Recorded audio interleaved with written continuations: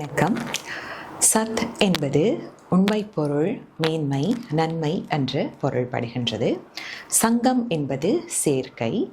சத் சங்கம் என்பது எம்மை மேம்படுத்தக்கூடிய, எமக்கு நன்மை பயக்கக்கூடிய அல்லது எமக்கு உண்மையை உணர்த்தக்கூடிய சேர்க்கையோடு இணைந்திருத்தல் என்று பொருள்படுகின்றது. ஆன்மீக குருமார்களோடு இணைந்திருத்தல், அவர்களுக்கு சேவை செய்தல், ஆன்மீக விரிவுரைகளை கேட்டல், சிந்தித்தல், ஆன்மீக நூல்களை படித்தல், பக்தி பாடல்கள் பாடுதல், பஜனை, தியானம் போன்றவற்றில் ஈடுபடுதல் என்று அனைத்தையுமே நாங்கள் சத் சங்கம் என்று குறிப்பிடலாம். நாம் யாருடன் அதிக நேரம் செலவிடுகிறோம் என்பது எம்மில் பாரிய மாற்றத்தை ஏற்படுத்தும்.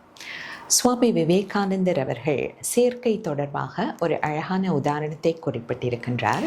வாலில் இருந்து வீழ்கின்ற ஒரு மழை துளி தூய்மையான கரங்களில் வீழ்ந்தால் அது பருகுவதற்கு உகந்ததாகிவிடும். அதுவே அழுக்கடைந்த நீரில் சேர்ந்தால் பயனற்று போய்விடும். தகிக்கின்ற இரும்பு துண்டில் விழுந்தால் சில நிமிடங்களில் காணாமல் போய்விடும். தாமரை இலை மீது விழுந்தால் சில கணங்கள் முத்தை போல மின்னி மறைந்துவிடும்.